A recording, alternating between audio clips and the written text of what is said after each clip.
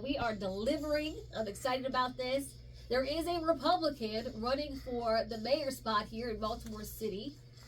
They have right now, if you look at the latest polls, you've got Sheila Dixon that's in front of Mayor Brandon Scott, just by a little. And then, of course, you've got Bob Wallace that's also polling. Now, we've had Wendy Bazell on the show. We've had Yolanda Pulley on the show. The only person we haven't on the show is Mayor Scott. I wonder why that is. I don't really know. But I'm excited because now you've got a Republican in the race, and we know for a fact 15% of voters here in Baltimore City are still undecided. That means this is anybody's race. This is anyone's race. And I'm super excited right now to introduce to you Donald Scoggins. Donald, thank you so much for joining me today. Thank you very much for having me on, Kim. Yeah, no, so a lot of people have been waiting to hear whether or not we would actually get a Republican in this race. There are a lot of people that are very intimidated, obviously, running in Baltimore City. Last time around, I believe 2020, you had Bob Wallace run as an independent. He felt as though obviously that didn't work out, and so now he's in the Democrats, or on their team, I should say. When it comes to running here in Baltimore, I've got to ask you, why do you think you are the guy for the job? Well, number one, Kim, I would say more than number one. I'm not entrenched with the current political apparatus that's operating here in Baltimore. What I have found is that there are many great people here who would like to run for office, but they are intimidated by the current political machine. And I'm not a part of the machine. I'm not a part of any particular machine. I'm very independent minded, and I want to be the person that's going to introduce solutions and options versus going along with the status quo, which I think has really been very detrimental to Baltimore over the years. Yeah, let me ask you to move up to the mic a little bit closer. We just want to make sure everybody hears you very well there. The one-party mob rule has always been a problem, in my view, as you just pointed out, with the status quo and also the corruption here in Baltimore. Obviously there's a lot on everybody's mind, and we're going to get into all of these topics. I just want to remind people, if you do want to call in and speak to the lone Republican in this race, which I absolutely love, Donald, 410-WCBM 680. That's 410-922-6680. Because this is a conversation for all to have. And I know that we have many people that live in Baltimore that listen to this show. Again, I appreciate you. But you were asking if there's going to be an option. Here is an option for you. Donald, let's get right into it. All right. When it comes to crime and violence here in Baltimore City, it is tough. It is tough. And we've seen this for year on year on year. And now you've got Mayor Scott saying that the numbers are down. But people still do not feel safe. So whether he says the numbers are down or not, people don't feel as though the numbers are down. When you're looking at, let's just start with the juvenile crime crisis that we currently have. When you're looking at the juveniles, and a lot of this does depend on the legislators in Annapolis, but what do you think you could do here when it comes to the juveniles in Baltimore City? Okay. Well, I think one of the first things we need to do is give more attention to the youth. Over the years, the youth have been very much an afterthought. And when I talk to the youth, I've talked to many youth, and they tell me that they have nothing to do. They feel that the powers to be, or the people who are operating the city, does not have their interests in heart. And what I want to do is, number one, open up these youth centers, bring some programs into the youth centers that will be attractive to the youth here, because we must admit that many of the youth come from challenging family situations. So we have to find something that's going to draw their interest and make them want to be a part of the city. And what I want to do also is give youth hope so that they will feel invested in their lives. They have to feel invested in their lives so they can live to be an older person and do some great things. Yeah, well, some people would say, because, Mayor Scott, of course, he was opening the rec centers and things like that. But when it comes to the parents, like you said, a lot of these families, I mean, the situation is challenging. I used to do home visits back in 2014. The things that I saw at some of these houses, I mean, I wouldn't even let my dog live in some of these houses. I know you know what I'm talking about. Right. What can you do when it is time for them to be at home? Because obviously they can't live at these youth centers. Is there something that we can do to make their home lives better? I mean, do you engage the parents? Are the parents a lost cause? Because this is a question that I think many people have. Well, I think that when you mentioned the youth, obviously they do not live by themselves. So I would be very aggressive about visiting some of these challenging families situations to find out what can we do to help the families. The families may be too intimidated themselves or too embarrassed to admit that they need help.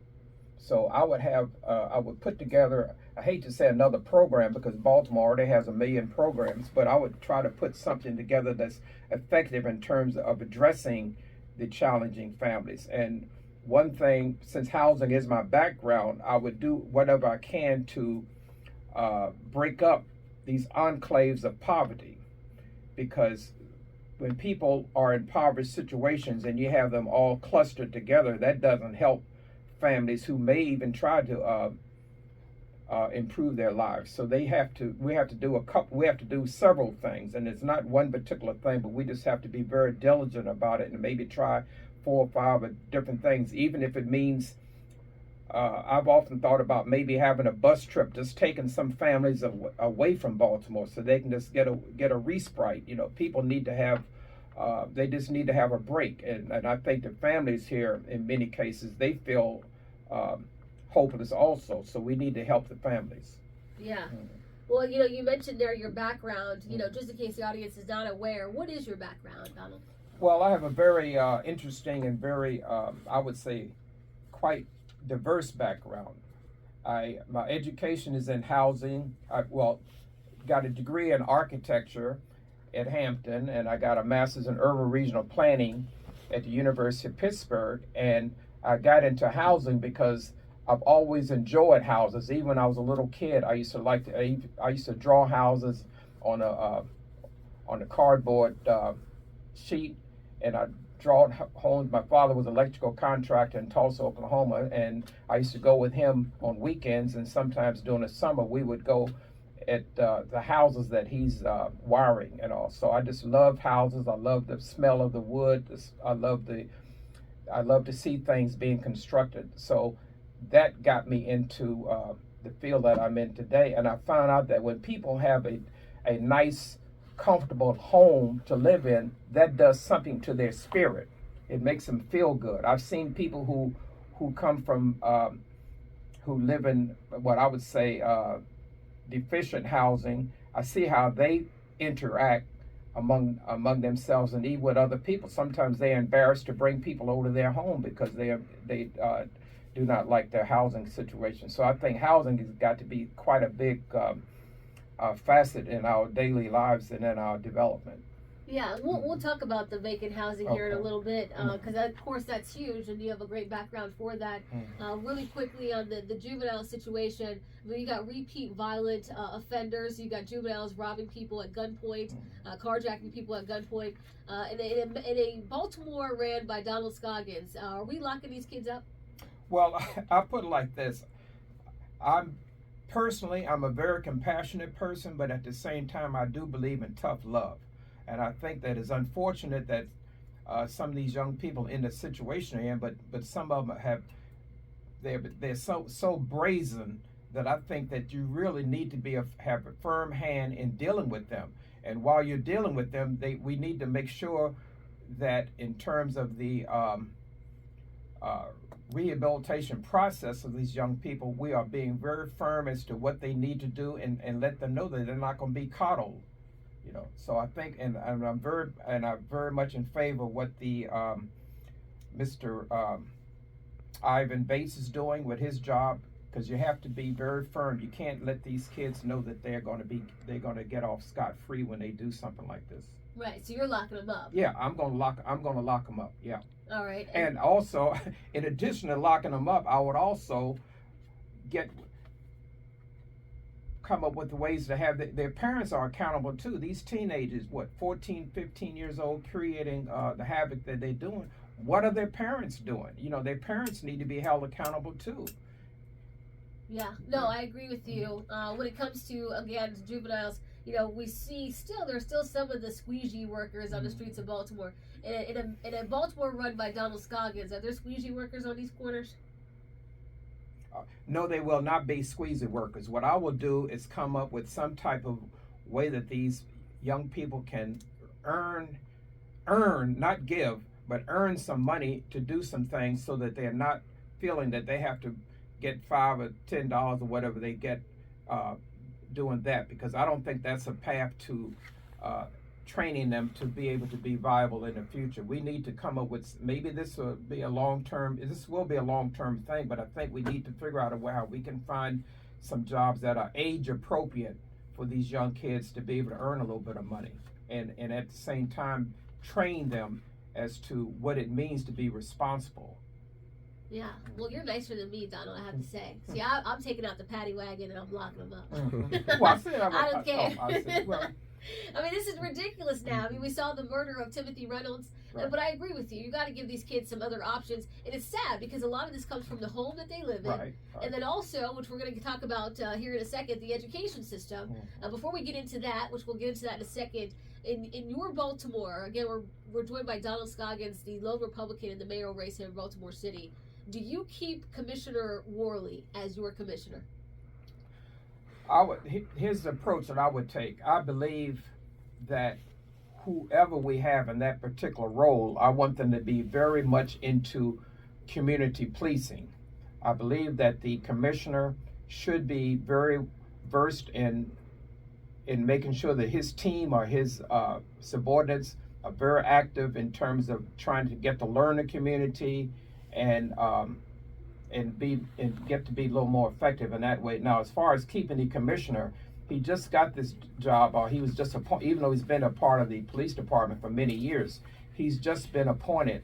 So I think that the fair thing to do is to, when I become mayor, we will have seen what he's been doing over the last year. So I'll be able to make an assessment during the next several months as to how he's been. Okay, so you'll still assess him since he just got the job. Right, I will assess him, right. All right, before we go to break here, and again, we come back from break, if anybody wants to know, we will be talking about the education system and the complete streets, bike lanes. That's a big topic too. Before we get to that, though, I have to ask you, Donald Scoggins, we see a lot going on, I should say, in regards to Safe Streets. Safe Streets has been a program that has been, basically in business since 2007, but since Mayor Scott has taken the role as mayor, he has given them a lot more authority in the city, and he treats them almost like BPD. We now saw that their Edison Bel Air location was recently raided by the FBI. You had one of the supervisors, also his home was raided, and we're being told, sources are saying that there could be some connection to the Black Guerrilla family.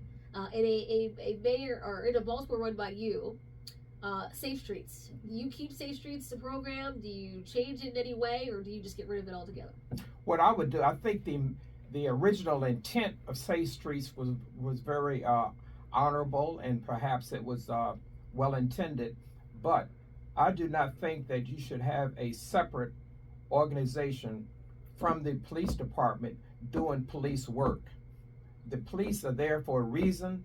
If we have to augment the police department, because there's a huge amount of money that's being spent on the Safe Streets. Yeah. So I would look at that, but as of right now, I would not have Safe Streets. Okay, so I'm in the same camp there. I can't stand this organization. Right. Now I understand why, like you said, it was made with good intentions. I believe Sheila Dixon was the one that brought it to the table in 2007, but look, it's gone haywire. And if you have a link to BGF, and we're told that this link could have been around since 2010, right. You had Safe Street workers that were killed, and we're still waiting to see who actually killed Barksdale, right? And the Dante Barksdale Safe Street workers. So I like to hear that you would get rid of Safe Streets. And like you said, I think there were great intentions there, but it just didn't come to fruition. Right. Well, we are joined by Donald Scoggins here in studio, and I would like for you to call in if you have questions. He is the lone Republican running for mayor here in Baltimore City. 410 WCBM 680, 410-922-6680. Many of you have called and asked, is there going to be a Republican in the race? And Donald has answered that. And many of you have asked, do you have somebody else that you can look forward to in this race? I think before we go to break really quickly, Donald, do you think that you're going to have any debates, possibly? I'll see if somebody wants you to do. I don't look upon them as being debates. I look upon them as being conversations. Yeah, because I don't debate people. I have a conversation and exchange of ideas because I'm not going to be arguing it with people. Yeah, so there's sometimes you know this. Fox 45 does a town hall forums and things like that. But even in the general, I wonder if the Democrat Party will make sure that there is a debate that happens between the Republican nominee and obviously the Democrat nominee. Will you be pushing for that? I will push for that. I'm not going to skirt. I'm not going to hide away from anything. I will participate in an exchange of ideas. I'm not going to have an exchange of ideas, not a shooting match or not a gotcha type session, but I will have an exchange of ideas. All right, when we get back, we're going to be talking to Donald Scoggins, running for mayor here in Baltimore as a Republican. We will talk to him about the education system and, of course, complete streets. A lot of people are talking about the bike lanes here in Baltimore City, so we'll discuss that coming up next. He's running for mayor here in Baltimore City, and he's not afraid of the fact that he's a Republican, and this is a predominantly Democrat city that has been under one-party mob rule for decades. And so if people are tired of the status quo, guess what? You have your answer here. Donald, we were talking about the crime. We were talking about Commissioner Worley. I wanted to get into this education system. I mean, it's failed kids for many, many years now. When you're looking at the public school system, what are some of the fixes that you could implement, almost immediately as mayor? First thing I would do is get a new head of the school system. She calls herself a CEO, but I think we should have it. She's the director of the school department, not CEO. And also in doing that, I think there are too many underlings that are making huge amounts of money. Not that that I don't see what they're doing. So I think I would totally restructure the school system. And I would also get someone who shares my view that we should concentrate on the trades. We should, in Baltimore, you have a lot of opportunity for young people to be involved in the trades. We have many houses and different other things that need to be fixed up. We can do that. And I think that a lot of the young people that we have, there are more task oriented versus sitting in a classroom listening to instruction. That's one. Another thing is I'm in favor of school choice. The school system, not just in Baltimore, but nationally, has got to be too big and too cumbersome for it to do what's necessary to be done. And they have, in many cases, they have a one-size-fits-all approach, which is just not working. We need to come up with various options. The trades, the academics, maybe in some parts of the entertainment and everything, but we need to provide various options for students so that we can get their interests. What will make them shine as an individual? That's what we need to concentrate on, and we need to do that versus concentrating too much on the educational infrastructure itself. Yeah, I think a lot of people would agree with you. Down there on 200 North Avenue, you do have a lot of administrators that are making a ton of money. And this is the third highest per pupil spending in the country when it comes to Baltimore City Public Schools. Kerwin Commission is coming down the pipeline. Do you support the Kerwin Commission? I support what it was supposed to do, but I think that the way it's going to be implemented is going to be sort of tough. One thing I do not like about it is the fact that I think in Baltimore, they have a certain amount of money they have to contribute. Right. How are they going to contribute that money when you have such the tax base here is so stretched thin? People are already paying a high property. I would say that in Baltimore, the amount of taxes that people are paying on their property is not commensurate with what the services they're receiving, and to have to pay $40-some million, what this current commission calls for, that's going to be even more of an onerous act that the city is going to have to deal with. Yeah, no, I agree with you. I don't know, and I know Mayor Scott said that it was like a gut punch, even though he supported Kerwin. When they dropped the bill on him, he said he had no idea it was going to cost the city that much. I'm thinking, well, how the heck did you run on this in 2020? And that's what he did. Well, what I would do as mayor of Baltimore, before I decide on anything, I would look at the financial consequences involved, especially how it's going to affect families. We need to make sure that the families in Baltimore are taken care of financially in a way in which it should be, and we need to lower the poverty rate. In Baltimore, you have a 20% poverty rate, and with that kind of a with that kind of a statistics, it's hard to do what's necessary to be done in Baltimore. Yeah, I agree with you. Put a pin in that. We'll come back and talk about this very topic. We'll also talk about the welfare state. We're going to talk about complete streets, those bike lanes. And can a Republican really win this seat? What is the pathway to that? And there's got to be a pathway to victory. We'll discuss all that and more coming up next with Donald Scoggins running for mayor as a Republican in Baltimore. So, in 67, all right, Brian the producer. I love how he tells me, but not everybody else. Brian the producer, I love him. He knows all his stuff. In 67, we had a Republican mayor here in Baltimore City. Donald, just knowing that alone, I got to ask you right out the gate here, can a Republican win in Baltimore? I think a Republican can win in Baltimore, particularly a centrist, a common sense, solution-oriented person such as myself. I'm not an ideologue. I believe in whatever the problem is, coming to a solution, and I'm very willing to work across the aisle because I think that both political parties have their faults and both political parties have some advantages. And I'm not going to be wedded to any particular rigid way of thinking. And I think that if people know me, they know I'm very community-minded. I've always been that way, and I'm always looking after people's economics because a lot of the problems that we're having, they're economic based. And in Baltimore over the last 50 some years, I don't think that has been dealt with sufficiently. And if people don't believe me, just drive around the city and you'll see what I'm talking about. Baltimore has too much money with the various institutions here. There's too much money privately and too much federal and state money comes through the city for Baltimore to be in a position that it's in. And I think a person like me that's very pragmatic and solution oriented, and I'm not going to get into the he said, she said type bickering and backbiting that occurs in the city. I'm going to be very focused on looking after the citizens.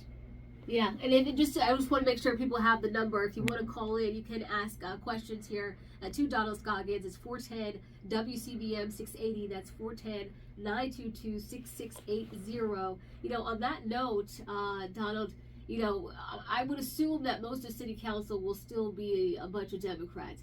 I know you said you could work across the aisle. Could you, if we're looking at the body today, the city council members we have today, could you work well with those city council members? Because, I think some people might assume that it could be a lot of, kind of standoff, between the two.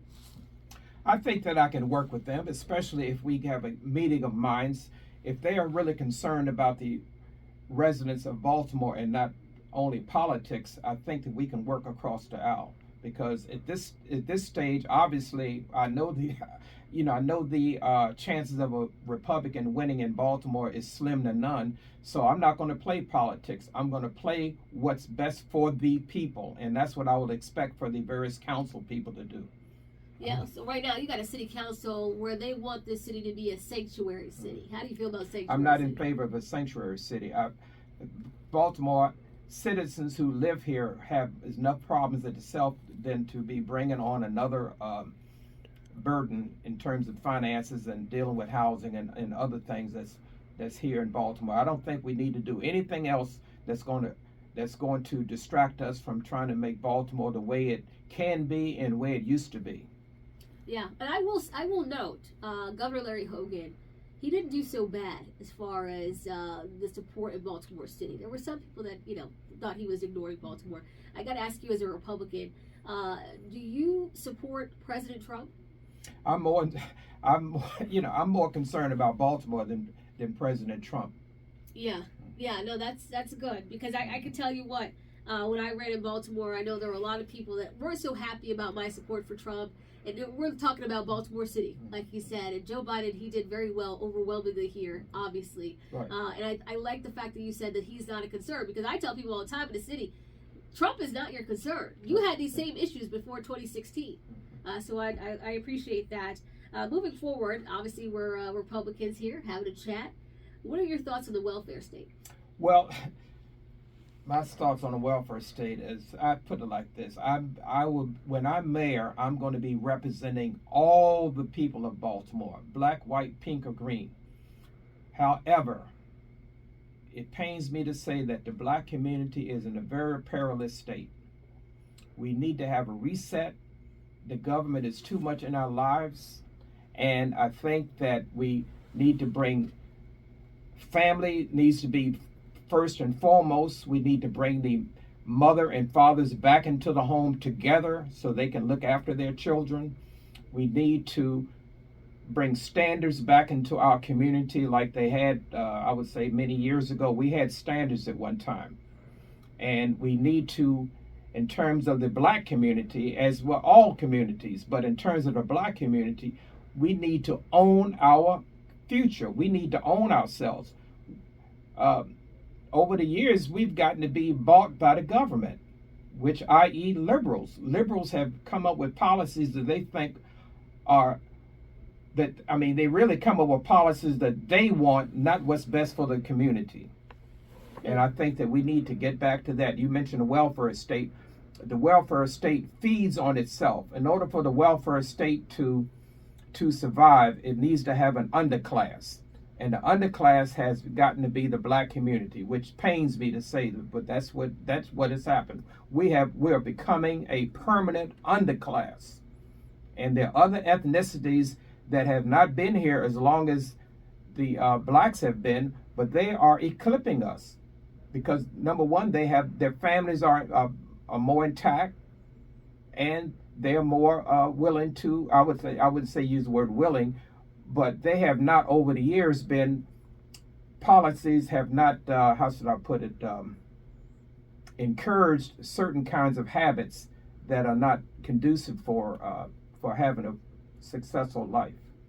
Amen. Mm-hmm. Amen to that. Mm-hmm. I got a text here from Matt. He said, yesterday I talked about city residents being brainwashed into thinking Republicans can't fix the city issues. I did say that, Donald. Mm-hmm. He says, I'd be really curious what the mindset is. You also said corruption breeds corruption. I did say that.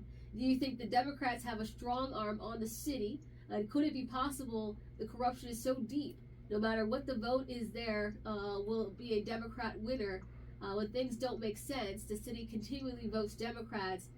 There is always a way to make sense of things. Of course, best of luck to Donald Scoggins. My fingers are crossed. Do you think the Democrats have a strong arm on the city? Yes, they do.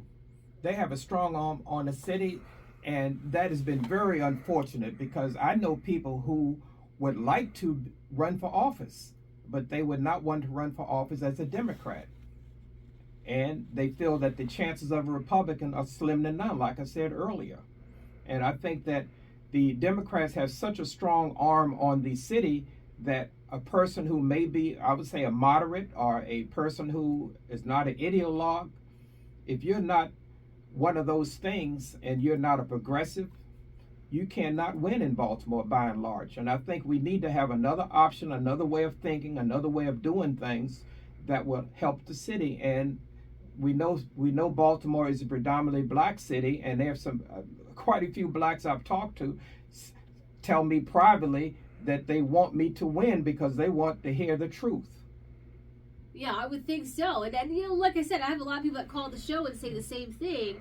And there are a lot of people, just so you know, Donald, that call and say, look, they don't want Sheila Dixon, right? They don't want the same old, same old. They're getting like a repeat of everybody that have been here before. And as I mentioned earlier, in case you're just joining us, 15% of voters, according to the last poll, are undecided. That's a large amount considering that Mayor Brandon Scott won the Democrat primary in 2020 with only 28% of the vote. People have to understand that 15%, that's huge. It is big. Talking about strong arming, I have a huge problem personally, Donald, with the bike mafia. That's what I call them, the bike mafia.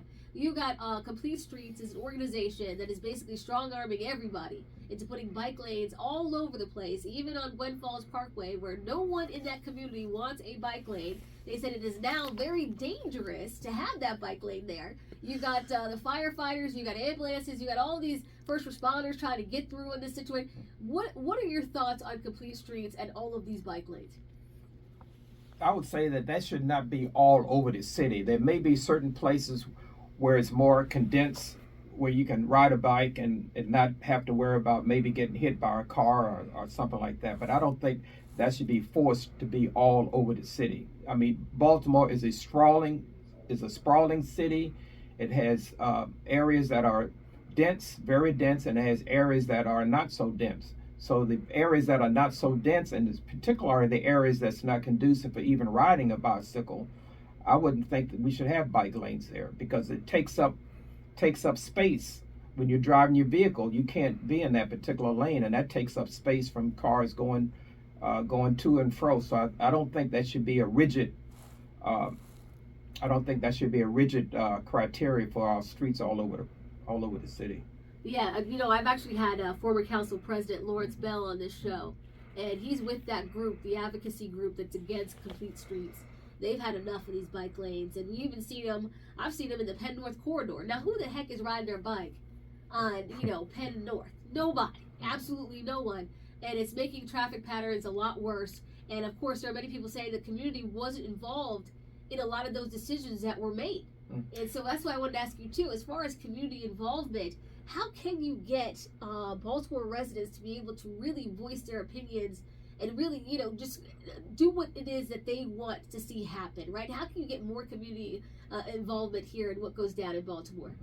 I think that what we need to do is, number one, we probably need to have we need to revisit a lot of the community organizations because many of them are not that effective, and we need to come up with a way that we can probably consolidate some of these community organizations. You have in certain districts of the city, you may have I don't know, maybe 10 or 15 or 30 community groups, and many of them are nonprofit organizations, and I'm sure they're getting money from the city or some type sort of way. But we need to revisit the community outreach mechanism in Baltimore to make sure that it's properly represented by most of the people in that neighborhood. Yeah, well, we saw Mayor Brandon Scotty receive the ARPA funds, $641 million. He gave a lot of it to nonprofits. And I was like, why? He squandered that money. Speaking of the money being squandered, you now have the David Bramble and his group coming in to revitalize the Inner Harbor. What are your thoughts on that? I saw some of the renderings. I wasn't too impressed, but I wanted to hear your thoughts on it.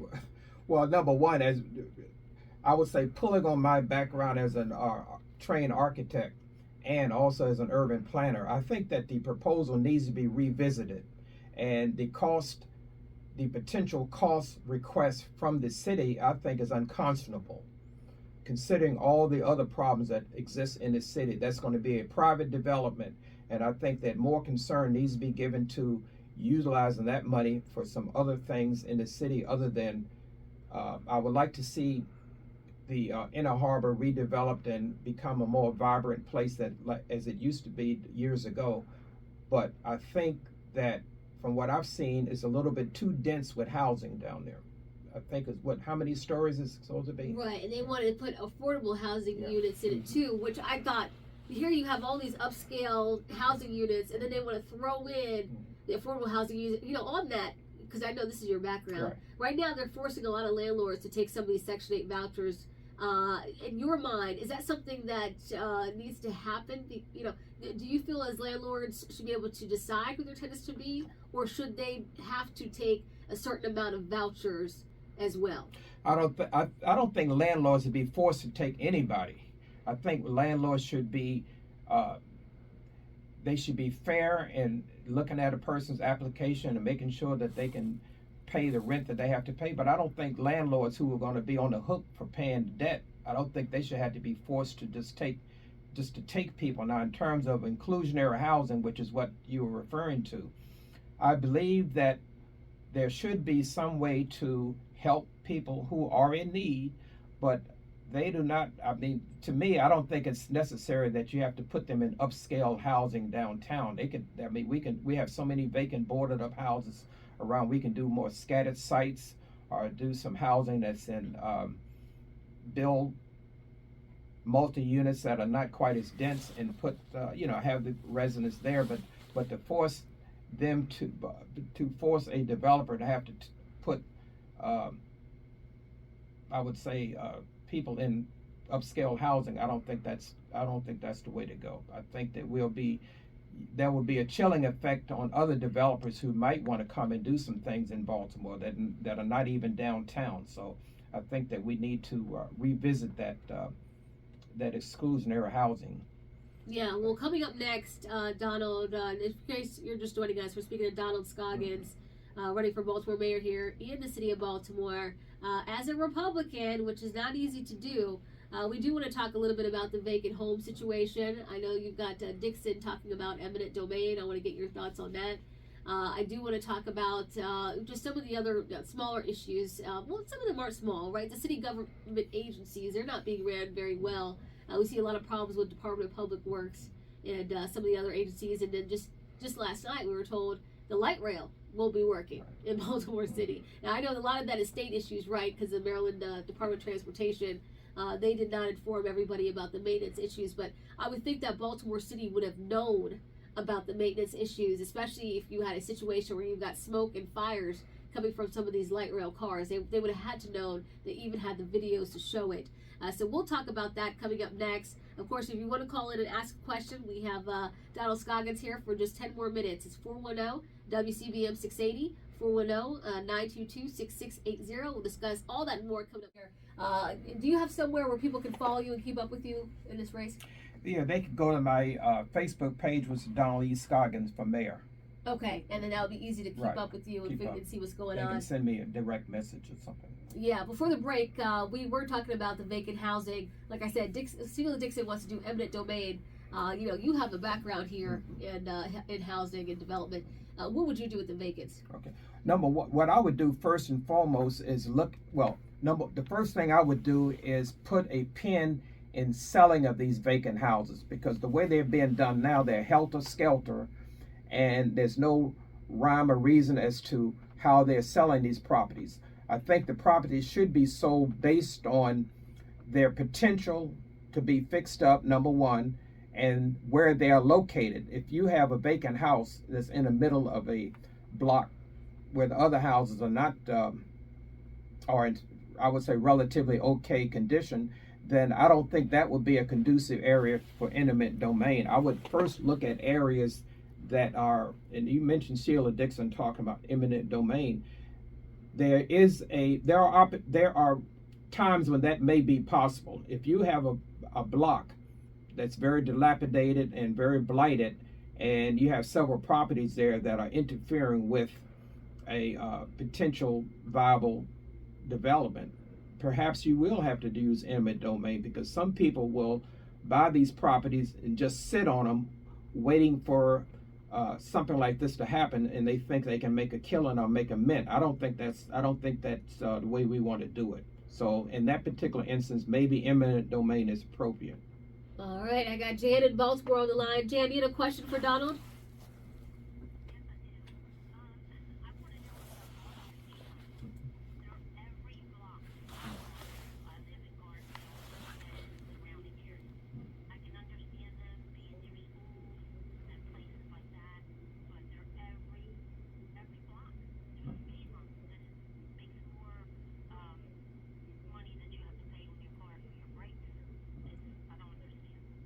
Well, Jen, thank you so much for the question. And Donald, what are you doing about the speed bumps? I would agree with the young lady that just called. I'm in favor of looking at these speed bumps, because I drive along the streets too, and sometimes as soon as you get a little bit of, I wouldn't say you're not speeding, but as soon as you go a little bit, there's another bump there, and that does wear on your car in terms of your brakes and your suspension and alignment and everything. So that needs to be dealt with. And also, in many cases in Baltimore, you have so many potholes. That's the speed bump sort of right there too. So it just depends on where they're located, but I don't think they should be so close together that you can't sufficiently drive on the street.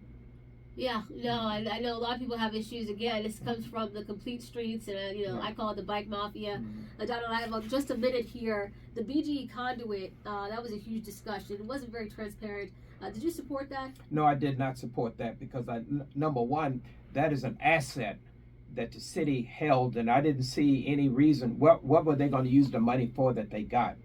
And like you said, it was not transparent. I don't think that they had made a decision as to where the money was going to go when they got that particular money. And I think that is an asset that the city could use in the future, that they could raise revenue from, which is very much needed. So I was very much against that, and I was against it not only for being a bad business decision, but I think that it wasn't transparent in terms of having the proper input from the community that it should have had. Well, Donald Scoggins, I want to thank you for joining me today.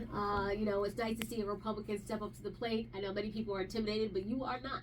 And you're getting out there, and we appreciate you. Real quick, before you go, could you give people the Facebook page again, just so we can make sure people follow you? And I'm sure you're going to want some people donating to you as well. So what is that page?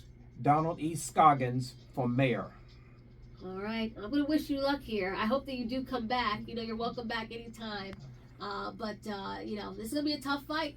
But we're in your corner, all right? Okay. I mean, look, we're in your corner here. Again, Donald Scoggins, look him up on Facebook. Support him if you can. And coming up next, we'll talk about Hunter Biden. He's been indicted. We're going to discuss